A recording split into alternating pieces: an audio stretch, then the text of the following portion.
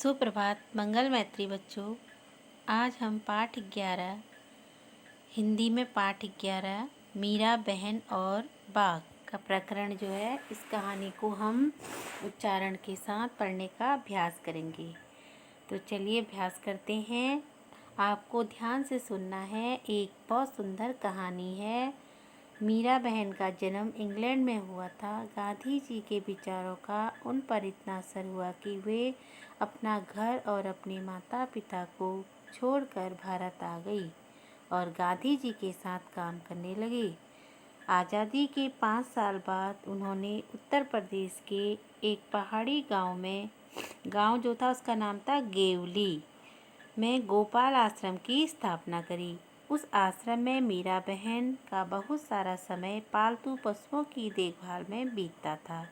लेकिन गांव गेवली के आश्रम के जंगलों में बाघ जैसे खतरनाक जानवर भी रहते थे।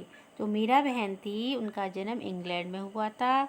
गांधी जी जो हमारे राष्ट्रपिता महात्मा गांधी थे ना, उनके जो विचार थे वो सत्य अहिंसा के पुजारी थे। यानी सत्य मार्ग पर चलो, किसी की हिंसा मत करो, किसी को बेवजह सताओ मत, ऐसे कहते थे ना। तो मीरा बहन जो थी बहुत प्रभावित हुई और उन्होंने अपने मम्मी पापा को छोड़कर भारत में आ गई। भारत में उन्होंने एक आश्रम जो गेवली गांव के अंदर था, वहाँ पर आश्रम में पशुओं की देखभाल करने लगी और उनकी सेवा करने लगी। उनकी जो भी उनकी आवश्यकता होती उसका ध्यान रखती, है ना। उनके समय पर चारा मिल रहा नहीं मिल रहा, उनको उचित खान पान की व्यवस्था हो रही नहीं, उनके जहाँ पशु रहते हैं वहाँ पर अच्छे से सफाई हो रही, गोबर वगैरह हटाया गया नहीं, या समय समय पर उनको डॉक्टरों की जांच परीक्षण भी कराया जाता, उनको उचित मात्रा में चारा खिलाया जाता। और उनके जो पशुओं के जो बच्चे होते हैं ना, जैसे गाय का बछड़ा, गोट की बकरी है, तो जैसे आप होते हैं ना छोटे छोटे बच्चे मम्मी पापा के, ऐसे गाय पशुओं के भी होते हैं छोटे छोटे बेबी, देखे हैं ना आप सबने। तो उनकी भी बहुत प्यार से देखभाल करती थी मीरा बहन। देखो बच्चों, ये है वो गांव, पहाड़ी इलाका जहाँ छोटी छोटी हट बनी हुई हैं और ये यहाँ पे बड़े बड़े पेड़ लगे हुए हैं, चीड़ के, देवदार के। इसके पीछे बैक साइड में गांव के पास में बहुत घना जंगल है। उस घने जंगल में क्या रहते हैं? जानवर रहते हैं, जैसे शेर, चीता, बाघ, डियर, लॉयन, है ना। तो बहुत सारे खरगोश, ये सारे जानवर रहते हैं। पहाड़ी गांव में अक्सर बाघ का डर बना रहता। अब बाघ रहता है, बाघ तो जब आएगा वो जानवर को भी खा जाता है, मनुष्यों को भी। जंगल कटने के कारण शिकार की तलाश में बाघ कभी कभी गांव तक पहुंच जाता है। गेवली गांव में एक बार यही हुआ। क्या हुआ? ऐसे ही जंगल कट गए थे, आग लगी थी। जैसे ना पत्थर से दूर चट्टानों से पत्थर गिरते हैं, नीचे पत्थर में टकराते हैं तो आग की चिंगारी निकलती है और वो जो सूखी घास होती है उसमें आग फैल जाती है। इस तरह से जंगल जल भी जाते हैं।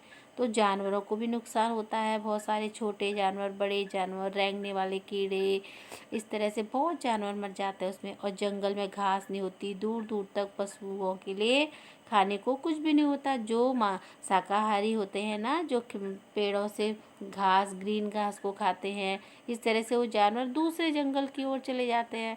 अब जो बाघ था उसको अपना शिकार नहीं मिला, क्योंकि वो मांसाहारी होता है ना, मांस खाता है, वो नॉन वेज खाता है। तो अब उन्हें नहीं मिला तो वो क्या करता, अपने जो भोजन की तलाश में गांव की ओर आ जाता है। और ऐसे ही वो गांव में घुसकर आया तो क्या हुआ, गाय को मार डाला उसने। सुबह होते ही यह खबर पूरे गांव में फैल गई। गांव के लोग डरे कि कहीं यह बाघ फिर से आकर दूसरे पालतू जानवरों को और किसी आदमी को अपना शिकार न बना ले।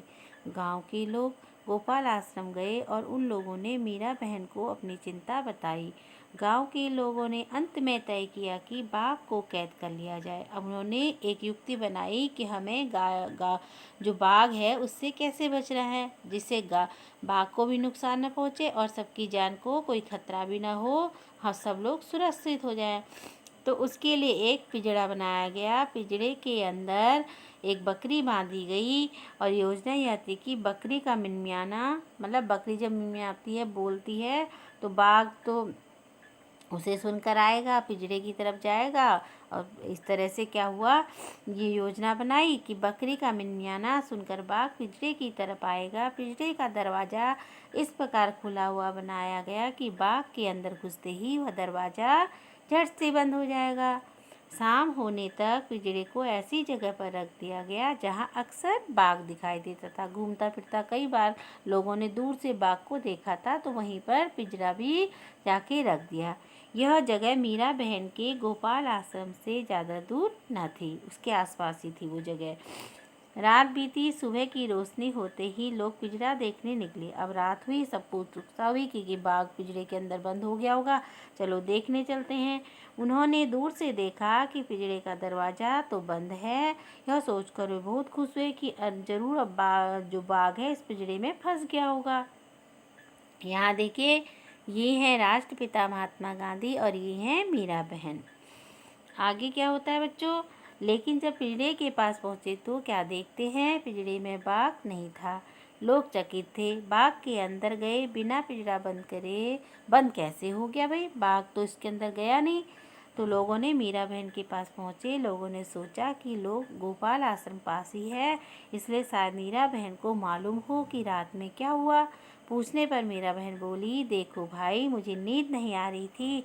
मैं सोच रही थी कि आखिर बाघ को धोखा देकर हम क्यों फंसाएं, इसीलिए मैं गई और पिंजरे का दरवाज़ा बंद कराई।